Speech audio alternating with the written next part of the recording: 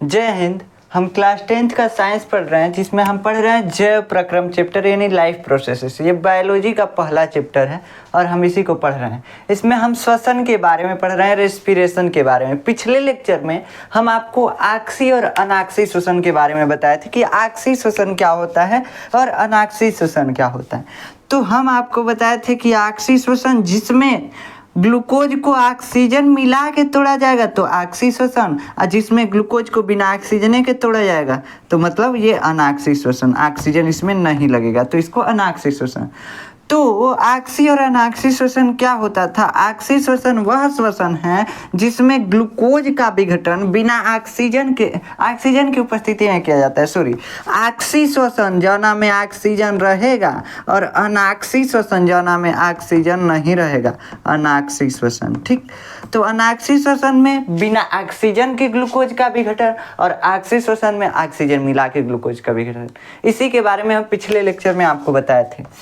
अब हमको समझना है ऑक्सीय श्वसन के बारे में। ऑक्सीय श्वसन जो होता है ना, यही ज़्यादातर जीवों में ऑक्सीय श्वसन ही देखने को मिलता है। मतलब कि ऑक्सीजन की उपस्थिति में ग्लूकोज का विघटन होगा, जिससे जीव अपना क्या बनाएगा? अपना ऊर्जा बनाएगा। ऊर्जा ही तो बनाने के लिए ये श्वसन हो रहा है। सब खेल तो ऊर्जा बनाने के लिए हो रहा है। तो जो ज़्यादातर जीव होते हैं, लगभग सभी जीव, ज़्यादातर सभी जीव क्या करते हैं? ऑक्सीय श्वसन करते हैं। हम आपको ईस्ट के बारे में बताए थे, ईस्ट को हम खमीर भी बोलते हैं, तो ईस्ट के बारे में बताए थे।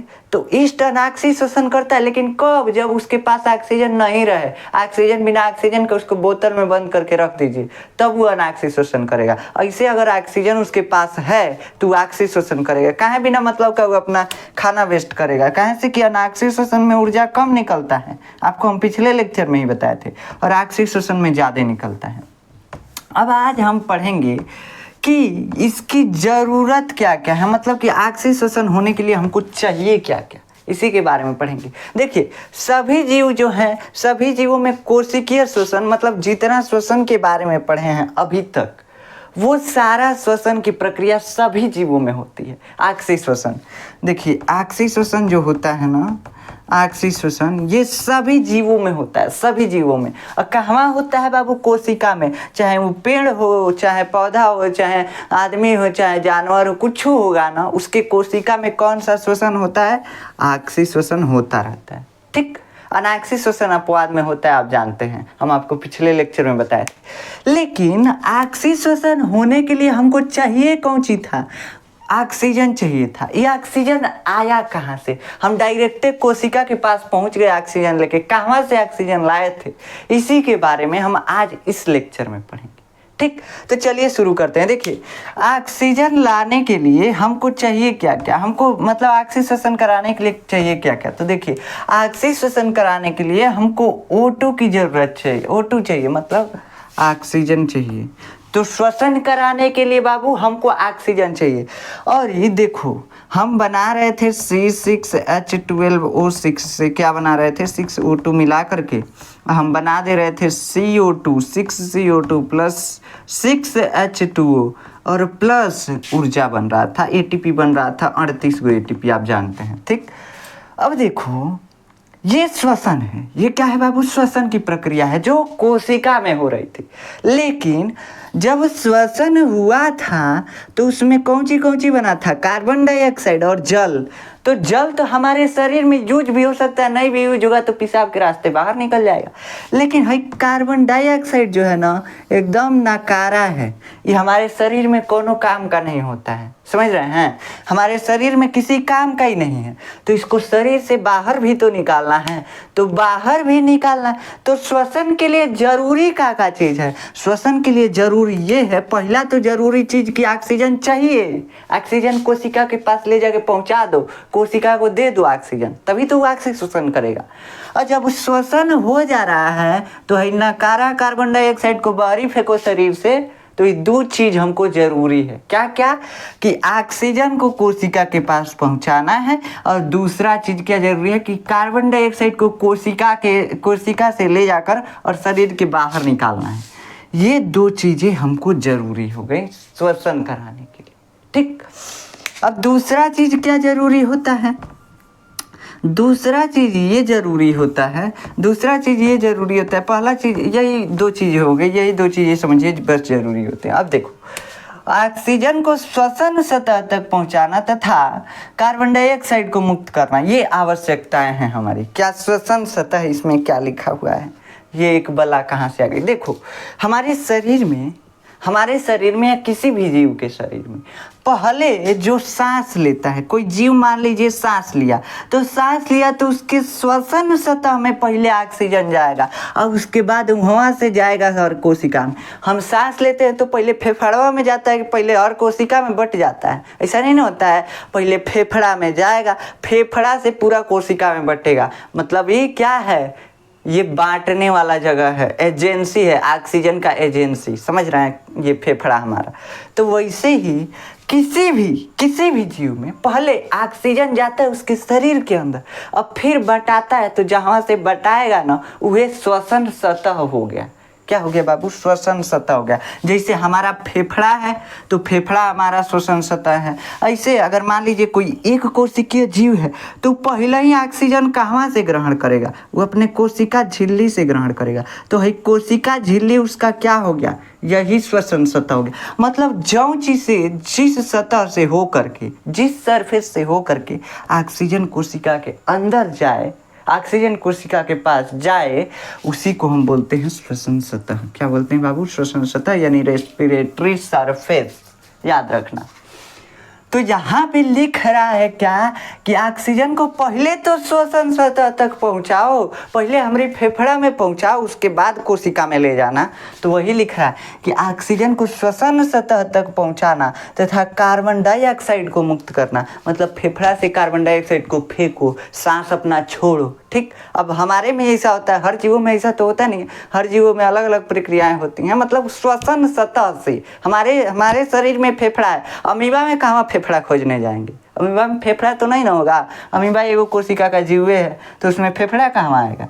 तो देखो, किसी भी जीव में कार्बन डाइऑक्साइड को श्वसन सतह से बाहर निकालो और ऑक्सीजन को श्वसन सतह तक पहुंचाओ, ये पहला जरूरी काम। दूसरा, श्वसन सतह तक तो ऑक्सीजन को पहुंचा दिए, वहाँ से ढो के प्रत्येक कोशिका के पास पहुंचाओ। अगर कोई बहुकोशिकीय जीव है तो उसके हर एक कोशिका के पास ऑक्सीजन चाहिए, तभी तो श्वसन होगा हर एक कोशिका में।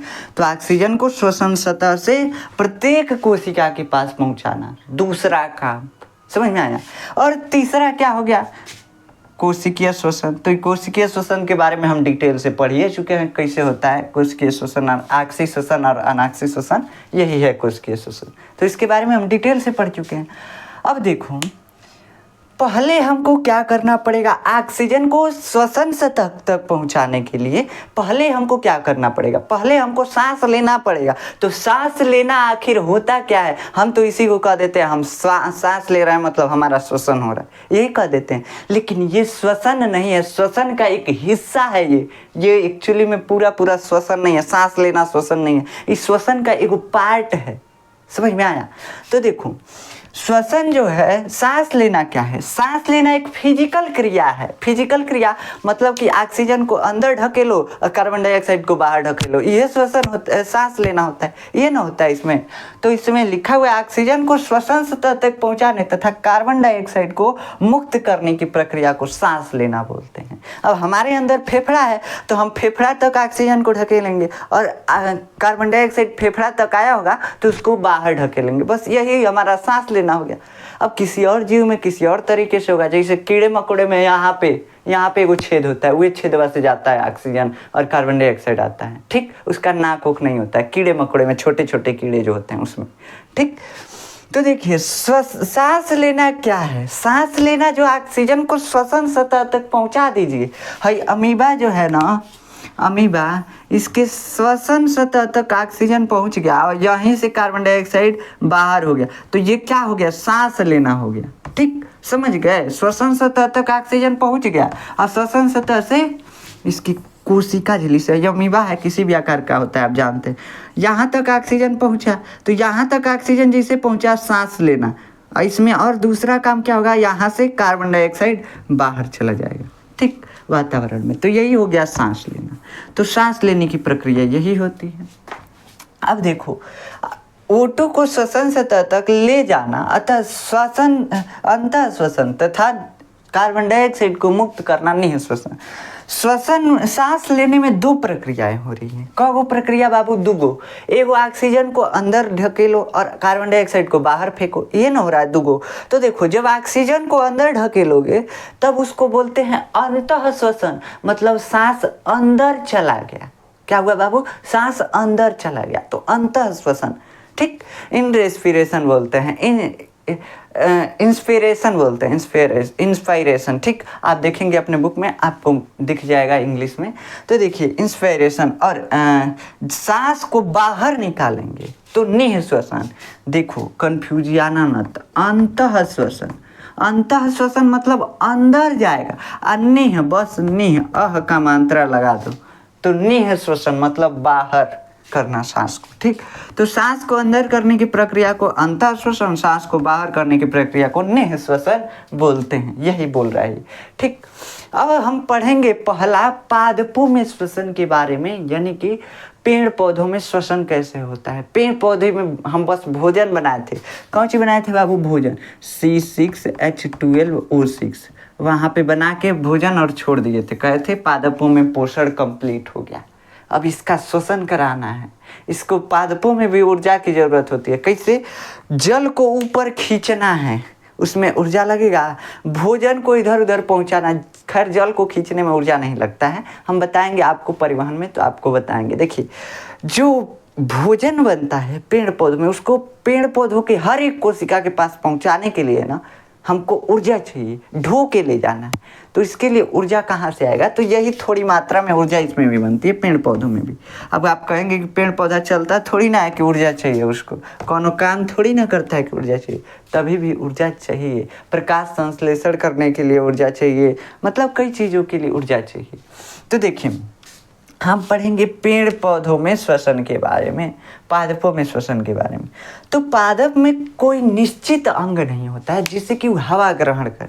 पादप में यानी पेड़ पौधों में कोई ऐसा नाक का कान मुंह होता है का कि जाना से वो ऑक्सीजन लेगा अंदर, ऐसा कुछ नहीं होता है।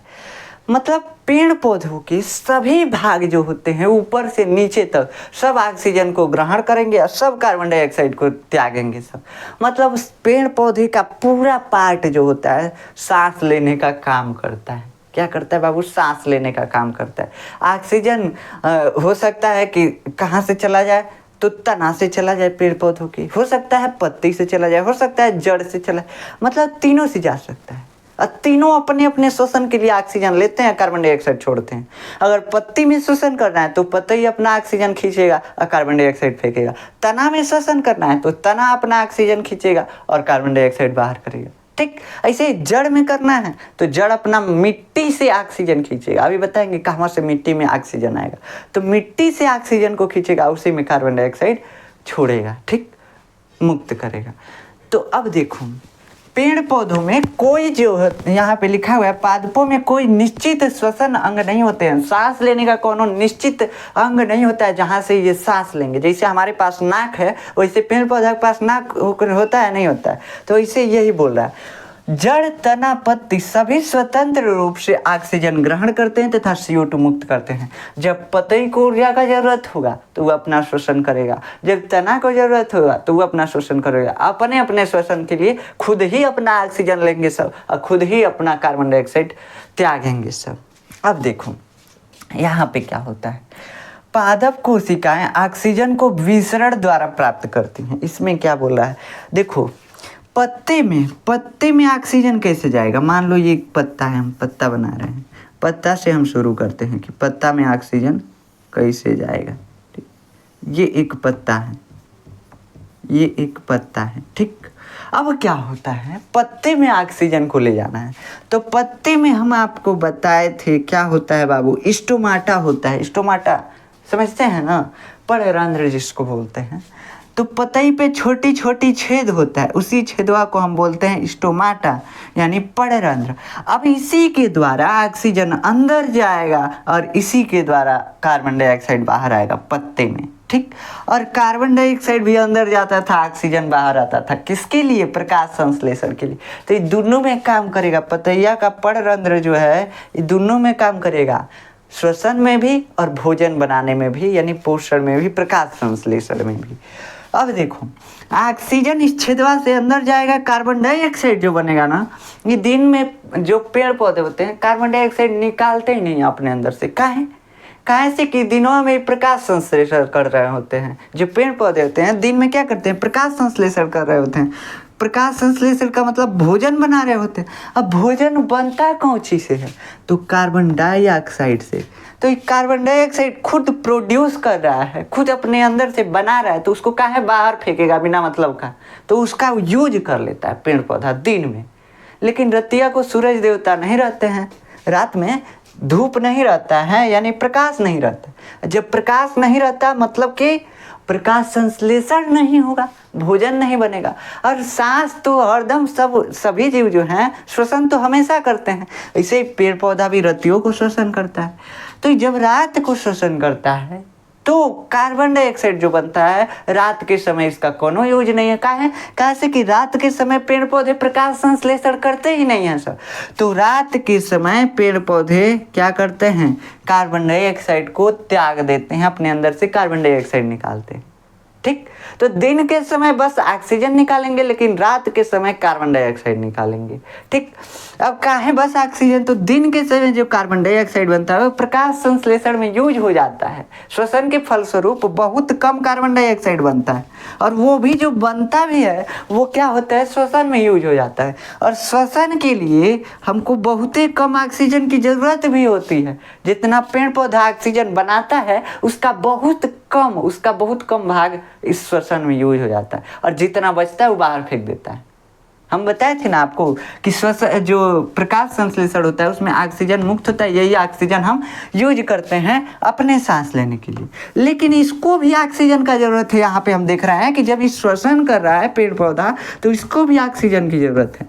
लेकिन ये ऑक्सीजन कहाँ से लाएगा, तो जो ये बनाता है ऑक्सीजन, प्रकाश संश्लेषण के फलस्वरूप जो ऑक्सीजन बनता है उसी में से कुछ ऑक्सीजन ये ले लेता है। मान लो 100 गो ऑक्सीजन बना तो 1 गो ऑक्सीजन ले लेगा और उसी से श्वसन कर देगा, और 99 ऑक्सीजन क्या करेगा, बाहर फेंक देगा। कैसे कि इतना ज़्यादा ऑक्सीजन का इसको ज़रूरत नहीं है पेड़ पौधे को। ठीक, तो यही होता है। तो आशा है कि आपको पेड़ पौधों में श्वसन के बारे में समझ में आया।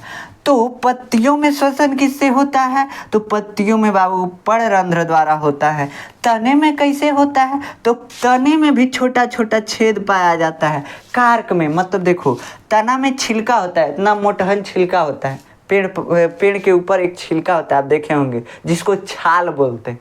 उस छिलके में छिद्र होता है, उस छिद्र को हम बोलते हैं वातरंध्र। क्या बोलते हैं बाबू, वातरंध्र, याद रखना नाम। तो तने में, पेड़ पौधों के तने में श्वसन किसके द्वारा होता है, वातरंध्र के द्वारा।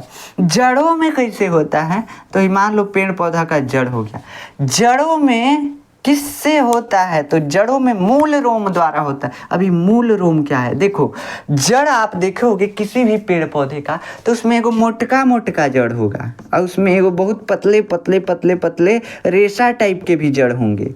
ठीक, तो ये रेशा टाइप के जो पतले जड़ है ना, इसी को मूल रोम बोलते हैं। क्या है मूल रोम, देखिए जड़ को मूल बोलते हैं कि नहीं, आई रोमा जैसे है इसीलिए मूल रोम। ठीक, तो मूल रोम द्वारा श्वसन होता है। मूल रोम जो होता है भीगा हुआ होता है, मतलब नम होता है, आप देखे होंगे बहुत नम होता है, बहुत चिकना होता है, तो इसके द्वारा श्वसन होता है। अब जड़ में हमको ये नहीं समझ में आया कि जड़ में ऑक्सीजन कहाँ से आया, ये तो माटी में धंसा हुआ था, तो ये ऑक्सीजन कहाँ से आया, तो देखो मिट्टी के कणों के बीच वायु कोश पाया जाता है।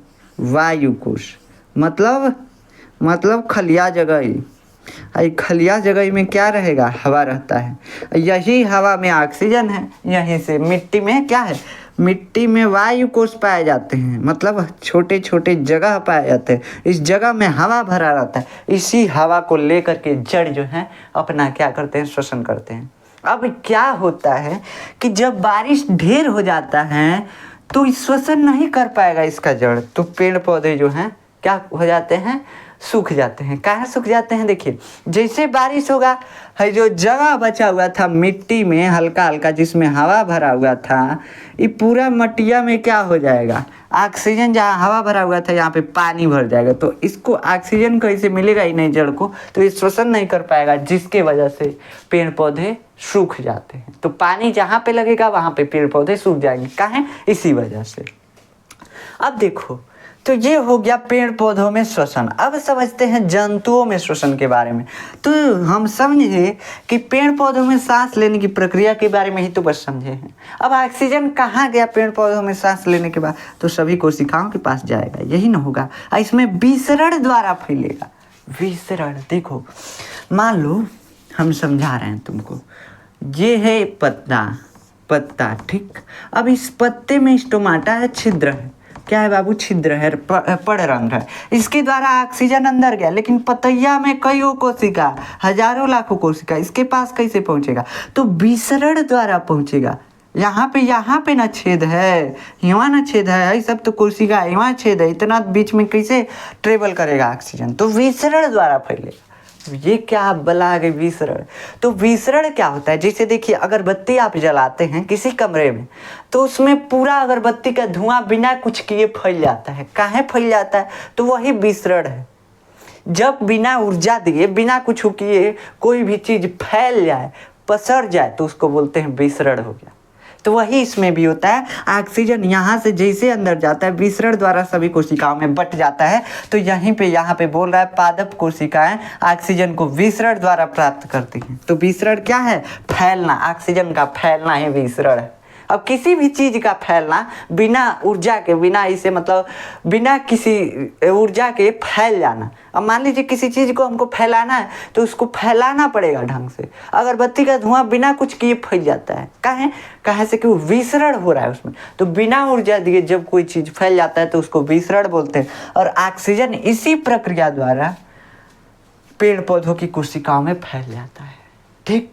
तो इतना आपको समझ में आया पेड़ पौधों में श्वसन के बारे में। अब चलिए, जब कोशिका में फैल गया तो कोशिका में सभी कोशिकाओं में ऑक्सीजन पहुंच गया। जब ऑक्सीजन पहुंच गया, ऑक्सीश्वसन हो जाएगा। पहले ग्लाइकोलिसिस होगा, उसके बाद क्या होगा? ऑक्सीश्वसन होगा। आप पढ़ चुके हैं इसके बारे में, आप जानते हैं। अब देखिए, चालाक है हम, आप जानते हैं, 2 दिन में आप सब भुला जाते हैं, एगो पढ़ाया होगा। देखिए, ये है पत्तियों में श्वसन के बारे में हो गया। अब चलिए जंतुओं में श्वसन के बारे में समझते हैं। जंतुओं में श्वसन मतलब कि जैसे जानवर सब होते हैं, हम हैं, इसमें श्वसन कैसे होता है, इसी के बारे में हम अब चल रहे हैं पढ़ने। देखिए, जो जल में होते हैं, हम तो जैसे धरती पे हैं, पूरा हवा भरा हुआ है, इसमें 21% ऑक्सीजन है हवा में, तो इसमें से हम ऑक्सीजन आसानी से ले सकते हैं। लेकिन पानी में कहाँ से ऑक्सीजन आता है? पानी में मछली है, पानी में केकड़ा है, झींगा है, बहुत चीज़ है सब, ठीक। उसमें कहाँ से ऑक्सीजन आता है श्वसन करने के लिए? तो उसमें ऑक्सीजन कहाँ से आता है? तो बाबू बहुत कम मात्रा में पानी में ऑक्सीजन गैस घुला होता है। क्या होता है?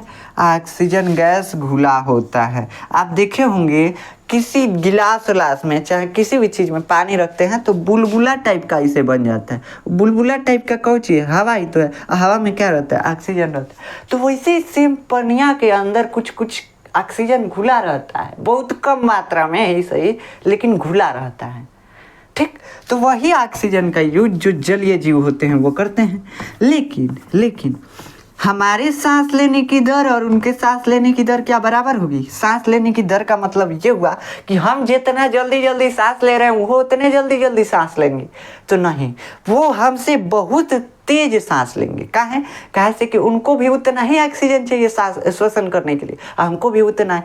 तो हम तो एक ही बार ज़्यादा ग्रहण कर ले रहे हैं, और वो सब है एक बार सांस ले रहे हैं, तनी मनी ऑक्सीजन आ रहा है उसके पास। काहे से कि पानी में तनी मनी ऑक्सीजन है, ठीक। तो उनके सांस लेने की दर ज़्यादा होगी, मतलब बहुत ज़्यादा बार सांस लेंगे सब। हम हैं 1 मिनट में बहुत करेंगे तो 20-25 बार सांस ले लेंगे, यही करेंगे। लेकिन वो सब जो हैं जलीय जीव जो हैं वो क्या करेंगे? बहुत जल्दी सांस लेंगे, सांस लेने की दर उनकी ज़्यादा होती है। तो जलीय जीवों में सांस लेने की दर ज़्यादा होती है, ठीक। तो यहाँ पे लिखा है जल में ऑक्सीजन की कमी होती है, अतः जल में ऑक्सीजन ग्रहण करना कठिन होता है। ठीक। तो जलीय जीवों के लिए ऑक्सीजन ग्रहण करना कठिन होता है। अब एक जीव होता है अमीबा, ये रहता है जल में। आपको हम इसके बारे में बताए थे, इसका खासियत बताए थे कि बिना आकार का होता है। क्या होता है? बिना आकार का होता है। गेहूँ खींच दीजिए, अमीबा हो गया। समझ में आया? तो ये हो गया अमीबा। अब ये अमीबा जो है श्वसन कैसे करता है, इसके बारे में समझते हैं। तो ये रहता है तल पे, किसी भी जलाशय में तल पे ये रहता है। ये मान लीजिए अमीबा है, इतना लंबा है, तल पे ज़्यादातर रहता है। ये अमीबा है, इसका केंद्रक है। अब इसमें घुला हुआ ऑक्सीजन है जल में, तो इसमें से ऑक्सीजन ग्रहण करेगा और इस इधर से कार्बन डाइऑक्साइड छोड़ देगा। और इसके पूरे कोशिका में ऑक्सीजन कैसे फैलेगा? तो बाबू विसरण द्वारा। एक ही कोशिका ही है, फैल जाएगा इसे, जैसे अगरबत्ती का धुआं फैलता है सेम वैसे ही इसमें ऑक्सीजन इसके पूरे कोशिका में फैल जाएगा।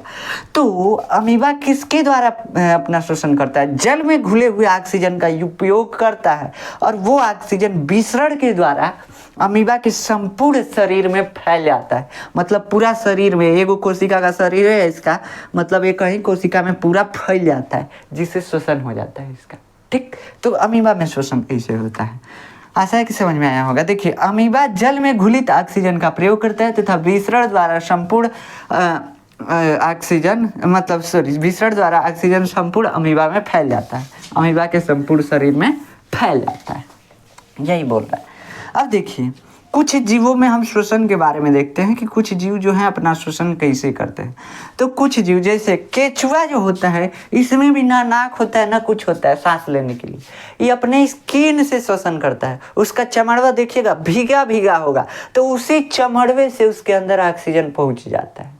तो वो अपने स्किन से, त्वचा से श्वसन करता है। तो सांस कैसे लेता है, कोई भी पूछेगा केचुआ सांस कैसे लेता है, तो त्वचा के द्वारा। मछली कैसे सांस लेती है, तो क्लोम, जिसको हम श्वसन क्लोम बोलते हैं, गिल्स बोलते हैं। ऐसे बोलने के लिए हम ऐसे बोलचाल की भाषा में गलफड़ बोलते हैं। तो मछली कैसे सांस लेती है, तो गलफड़ों द्वारा मछली सांस लेती है, जिसको हम गिल्स बोलते हैं, क्लोम बोलते हैं। ठीक। तो क्लोम, आपके स्क्रीन पे इमेज भी आ रहा होगा मछली के क्लोम का या गिल्स का। अब देखिए, कीटों में श्वसन कैसे होता है। कीट मतलब छोटी छोटी कीड़ा मकोड़ा, जैसे कि काकरोच हो गया, जैसे मतलब कीट समझते हैं ना, मक्खी उक्खी वगैरह टाइप में। तो इसी टाइप के कीट जो होते हैं, इसमें श्वसन कैसे होता है, तो इसमें ट्रैकिया द्वारा श्वसन होता है। ट्रैकिया क्या है, तो ट्रैकिया अभी हम बताए हैं कि कीटों में यहाँ पे एगो छेद होता है, वह छेदवा से वो सांस लेते हैं सब और सांस छोड़ते हैं सब। उनके पास नाक नहीं होता है, गर्दन पे एक छेद पाया जाता है यहीं पे। ठीक। वही छेद क्या कहलाता है, ट्रैकिया कहलाता है। ठीक। तो उसे ट्रैकिया के द्वारा सांस लेते हैं छोटे कीड़े मकोड़े। तो ट्रैकिया के द्वारा छोटे कीड़े मकोड़े सांस लेते हैं। उच्च कोटि के जंतुओं में, जैसे उच्च कोटि में क्या आ जाएगा, जैसे मनुष्य आ गया, सांप, ये सब आ गया, सांप आ गया, हाथी आ गई, गाय भैंस, ये सब उच्च कोटि के जंतु हैं। इसमें कैसे श्वसन होता है, तो इसमें श्वसन करने के लिए श्वसन तंत्र पाया जाता है, रेस्पिरेटरी सिस्टम पाया जाता है। क्या पाया जाता है, रेस्पिरेटरी सिस्टम। जैसे मनुष्य में डाइजेस्टिव सिस्टम था, वैसे मनुष्य में रेस्पिरेटरी सिस्टम होता है।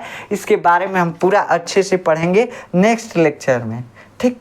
अभी हमको पढ़ना है इसके बारे में, मछली के बारे में। देखिए, इसमें से किसी चीज़ के बारे में नहीं पढ़ना है, दो चीज़ों के अलावा मछली के बारे में पढ़ना है और मनुष्य के बारे में पढ़ना है। तो चलिए मछली के बारे में हम समझ लेते हैं पहले कि मछली में श्वसन कैसे होता है। देखिए, यहाँ पे हम मिटा रहे हैं इसको। देखिए, मछली में श्वसन कैसे होता है। तो मछली का गलफड़ जो होता है, यहाँ पे मछली है, ठीक, ये क्या करती है, ये अपने मुंह से, ये मछली हो गई, हमको अच्छे से बनाने नहीं आता है, देखिए आर्ट हम नहीं बना पाते हैं। तो यहाँ पे मछली हो गई, यहाँ पे इसका गलफड़ हो गया। अब इसका गलफड़ ना किताब के पेज के जैसा होता है, किताब के पेज के जैसा, एकदम किताब जैसा। मतलब कि इतना मोटा रहेगा गलफड़ और उसमें पेज टाइप का ऐसे गलफड़ में बना होगा। आपके स्क्रीन पे इमेज भी आ रहा है, उसी में होता है, ऐसे ही टाइप का होता है। अब इस गलफड़ में हर जगह रक्त की सिकाएँ आई होती हैं, मतलब ब्लड की कैपिलरीज आई होती हैं, पतली पतली नसें आई होती हैं खून की। ठीक। तो जो मछली में पतली पतली खून की नसें कहाँ आई होती हैं बाबू, गलफड़ में। अब देखो, ये मछलियाँ क्या करेगी, पानी पिएगी। क्या करेगी, पानी पिएगी। किससे, मुंह से। और इस पानी को एकदम फचाक से मारेगी जिससे गलफड़ से निकल जाए। क्या करेगी, गलफड़ से निकाल देगी, ऐसे पानी पी के गलफड़ से निकाल देगी। ठीक, तो जैसे गलफड़ से निकालेगी, पानी में जितना ऑक्सीजन घुला है सब ऑक्सीजन यहाँ गिल्स में छना जाएगा, और छना करके किस में मिल जाएगा, किस में मिल जाएगा, तो इस रक्त केशिका में मिल जाएगा। पतली पतली जो नसों का जाल इसमें बिछा हुआ है, किस में बिछा हुआ है, तो ये बिछा होता है गलफड़ों में। गलफड़ इसी टाइप का होता है, तो इसी गलफड़ में बिछा होता है रक्त केशिकाओं का जाल। और इसी रक्त केशिका में यानी सीधा जाके ऑक्सीजन कहाँ मिल गया, ब्लड में मिल गया। अब ब्लड से मछली के पूरा शरीर में मिल जाएगा, शरीर में पूरा शरीर की कोशिकाओं में पहुंच जाएगा। अभी बताते हैं, देखिए यहाँ पे क्या हुआ, मछली ऑक्सीजन को ग्रहण करने के लिए पानी पी पहले कहाँ से कि पानी में ऑक्सीजन घुला हुआ है, और जैसे पानी पी फिचाक से मारी जिससे गलफड़ से पानी निकल गया। जैसे गलफड़ से, यहाँ गलफड़ होता है, तो जैसे गलफड़ से पानी निकला, उसमें गलफड़ में पतली पतली नसें थी जिसमें खून दौड़ता है, वो वाली नसें थी। नस इसको नहीं बोलते हैं, इसको हम ब्लड वेसल्स बोलते हैं। ठीक, तो देखिए हम समझने के लिए नस बोल रहे हैं। देखो यहाँ पे क्या हुआ, गलफड़ में पतली पतली खून की नसें आई हुई हैं और इस नस में ब्लड बह रहा। जैसे पानी फुचाक से मारी ना ये गलफड़ से निकला, जितना पानी में ऑक्सीजन था, ऑक्सीजन जितना पानी में था सब इस कैपिलरीज में घुस जाता है। मतलब जितना ऑक्सीजन था सीधा कहाँ चला गया, ब्लड में चला जाता है।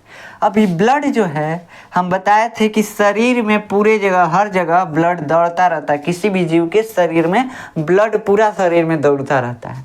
इस मछली में भी वही काम होगा, पूरा शरीर में दौड़ रहा होगा। तो ये ब्लड जो है सभी कोशिका को ले जाके ऑक्सीजन बांट देगा, तो ऑक्सीजन सब कोशिका के पास पहुँच गया। फिर उस पर कोशिकीय श्वसन हो जाएगा। कोशिकीय श्वसन मतलब ऑक्सीजन श्वसन हो जाएगा। ठीक, इसमें पहले ग्लाइकोलिसिस होगा और फिर ऑक्सीजन होगा, तो ये हो जाएगा मछली में श्वसन। तो मछली में श्वसन किसके द्वारा होता है, क्लोम के द्वारा। कैसे होता है इसके बारे में हम समझा दिए। अब देखो, अब ये मछली जो है ये काहे बाहर सांस नहीं ले पाती है, इसको अंदर बहुत कम ऑक्सीजन मिलता है, लेकिन हम बाहर रख देते हैं, बाहर ज़्यादा ऑक्सीजन है, इसको जिंदा रहना चाहिए, ये हुटुक के मर जाती है। काहे, देखो इसके अंदर जो होता है ये गलफड़, जो गिल्स बोल रहे हैं हम, पेज के टाइप का होता है। अभी बताए हैं पेज जैसा होता है। देखो किसी किताब को फैला के एकदम उड़ा के ले जाके पानी में डुबो तो फैल जाएगा उसका पूरा पेज, लेकिन जैसे पानी में से ऐसे निकालोगे उसका पूरा पेज एक से एक चिपक जाएगा। चिपकेगा कि नहीं चिपकेगा, तो एकदम चिपक जाएगा एक में एक। सेम वैसे इस मछलियाँ के साथ होता है। इसका पूरा गलफड़ का जो ये पेज जैसा स्ट्रक्चर है, ये पूरा ये कहीं में चिपक जाता है। ये ऑक्सीजन ग्रहण करेगी, अगर इधर से मारेगी मतलब गलफड़ से, तो गलफड़ पूरा चिपका हुआ है, निकलवे नहीं करेगा,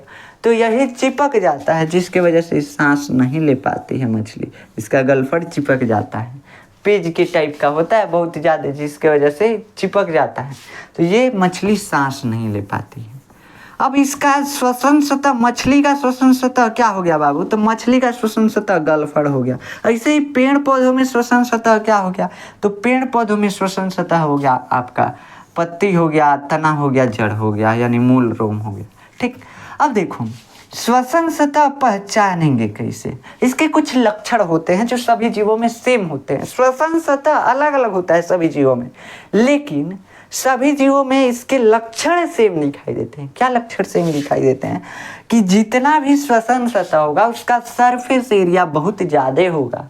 सरफेस एरिया देखो, हर एक पेज का इस गलफड़ में, इस मछली के गलफड़ में हर एक पेज का सरफेस एरिया तो बहुत बढ़ गया ना, बहुत बढ़ गया। इसका सतही क्षेत्र बहुत बढ़ गया। एक मतलब पेज का, एक पेज के टाइप के स्ट्रक्चर का मछली के गलफड़ में जो पेज टाइप का स्ट्रक्चर पाया जा रहा है उसका एक का इतना सतही क्षेत्र, ऐसे ही बहुत ज़्यादा होता है उसमें, तो उसका सतही क्षेत्र कितना बढ़ गया, बहुत ज़्यादा। तो पहला इसका विशेषता क्या होता है, सतही क्षेत्र अधिक होता है, अधिक होता है। ठीक, किसका विशेषता है बाबू, सतही क्षेत्र, श्वसन सतह का, श्वसन सतह, श्वसन सतह का पहला विशेषता।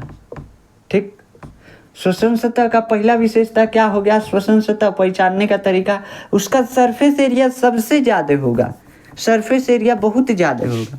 ठीक, अब हमारे में देखा जाए तो हमारा फेफड़ा तो इतना ही बड़ा होता है, आपको दिखता है बस इतना ही बड़ा, इसका सरफेस एरिया तो बहुत कम हो गया। लेकिन बाबू फेफड़ा के अंदर आप जब पढ़ोगे तो उसमें आएगा एक बिलाई, बिलाई अंगूर के गुच्छा जैसा होता है। ठीक, उसमें समझ में आएगा आपको, इसको बिलाई, इसका कुछ नाम है, देखिए वायु प्रकोष्ठ इसका नाम है शायद हिंदी में, तो जब वहाँ पे पढ़ेंगे तब समझ में आएगा। तो इसमें जो होता है इसका सतही क्षेत्र फेफड़ा को बढ़ा देता है, इसे गोल गोल गुच्छा टाइप में बहुत ज़्यादा होते हैं सर। तो इस एक गोल का स्ट्रक्चर और इस एक गोले का स्ट्रक्चर, ये पूरा गुच्छा टाइप में, तो कितना सतही क्षेत्र बढ़ा देगा, बहुत ज़्यादा, तो सतही क्षेत्र बढ़ जाता है। तो ऐसे ही मतलब पहला इसका क्या हो गया, पहला लक्षण क्या हो गया, श्वसन सतह का सतही क्षेत्र उसका अधिक होगा। दूसरा लक्षण क्या होगा, सतही क्षेत्र अधिक होगा, इसकी भित्तियाँ पतली होंगी, इसकी भित्तियाँ मतलब दीवार, भित्तियाँ पतली होंगी। अब इसका मतलब क्या है, इसका मतलब क्या है, तो देखो यहाँ पे श्वसन सतह, यहाँ पे क्या था, गलफड़ था, मछली का गलफड़ ही ले लेते हैं, या हम अपना फेफड़ा ले सकते हैं। अब यहाँ पे था, यहाँ पे क्या था बाबू, नस था, किसका, ब्लड का, रक्त का। अब ये ऑक्सीजन को इस ब्लड में मिलाना है, तो इसका दीवार पतला रहेगा तभी तो ऑक्सीजन अंदर जाएगा नस में।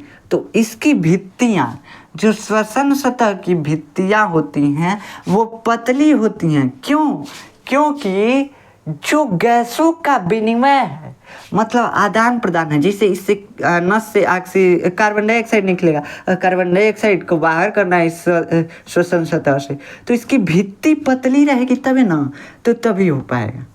तो इसकी भित्तियाँ गैसों के आदान प्रदान के लिए, विनिमय के लिए, एक्सचेंज के लिए पतली होती हैं। किसकी भित्तियाँ, श्वसन सतह, किसी भी जीव में देख लीजिए, या आप हमारे में देखिए, ये जो होता है वायु प्रकोष्ठ, इसकी भित्तियाँ बहुत पतली होती हैं, यहाँ पे जाल होता है नसों का, और ये जो होता है यहाँ से ऑक्सीजन जाएगा, यहाँ से कार्बन डाइऑक्साइड, तो है भित्ति जो है बीचवा में दीवार जो है पतला होना चाहिए, तभी तो आसानी से ऑक्सीजन और कार्बन डाइऑक्साइड का विनिमय हो सकेगा। तो इसके लिए इसकी भित्तियाँ पतली होंगी, पारगम्य होंगी, पारगम्य, ये इसका मतलब क्या, जिसके आर पार कोई भी चीज़ जा सके, सिंपल समझिए, पारगम्य होती है। ठीक, तो दो चीज़ आपको समझ में आया। तीसरा, ये जो होता है ये हमेशा नम रहता है, हमेशा नम रहता है। अब इसका मतलब क्या हुआ, नम मतलब भीगा हुआ। जैसे देखो केचुआ कौन चीज़ से श्वसन करता है, अपने त्वचा से, किससे, त्वचा से। तो त्वचा जो है कैसा रहता है, नम रहता है, भीगा हुआ, लगता है केचुआ हमेशा नहा के रहता है। ठीक, का है उसका जो श्वसन सतह होता है, किसी भी चीज़ का, किसी भी जीव का श्वसन सतह हमेशा नम रहेगा, भीगा हुआ रहेगा। तो ये 3 लक्षण आप लिख लीजिएगा किसके, श्वसन सतह के। तो आशा है कि आपको समझ में आया होगा कि श्वसन में ऑक्सीजन कैसे ज़रूरी है, कैसे पहुंचाया जाता है, कैसे मतलब जाता है ऑक्सीजन। अब हम अपने शरीर में जब पढ़ेंगे श्वसन के बारे में तो बहुत लंबा है। कैसे, देखिए पहले हमको ऑक्सीजन को कहाँ पहुंचाना है, कोशिका के पास, लेकिन इसको पहुंचाने के लिए हमको ऑक्सीजन ग्रहण करना पड़ेगा, फेफड़ा में ऑक्सीजन जाएगा, फेफड़ा से हर कोशिका में ऑक्सीजन जाएगा। कैसे जाएगा, इसके बारे में हम नेक्स्ट आने वाले लेक्चर में पढ़ेंगे, जिसमें हम परिवहन के बारे में पढ़ेंगे। तो इस पूरा क्लियर हो जाएगा कि ऑक्सीजन कैसे जाता है, कैसे मतलब सब कुछ होता है हमारे शरीर में। इसके बारे में हम पढ़ेंगे नेक्स्ट लेक्चर में, श्वसन तंत्र के बारे में, यानी मानव में श्वसन के बारे में हम नेक्स्ट लेक्चर में चालू करेंगे, मानव में श्वसन। ठीक, आशा है कि ये जो पढ़ाए हैं आपको श्वसन, ये समझ में आया होगा कि सभी जीवों में श्वसन कैसे कैसे होता है। बस इतना ही, जितना पढ़ाए हैं इतना ही सफिशिएंट है, इससे ज़्यादा आपके सिलेबस में है नहीं। ठीक, बस ऐसे ही लेंदी कर दिया है। तो अब हम नेक्स्ट लेक्चर में पढ़ेंगे मानव में श्वसन के बारे में। रेस्पिरेटरी सिस्टम यहीं से स्टार्ट होगा, हमारे श्वसन तंत्र, हमारा श्वसन तंत्र जितना मशीनरी लगा हुआ है सांस लेने के लिए, उसके लिए, तो वो क्या होगा, यहीं से स्टार्ट होगा। अब हम नेक्स्ट लेक्चर में इसके बारे में पढ़ेंगे। तो मिलते हैं नेक्स्ट लेक्चर में, तब तक के लिए जय हिंद।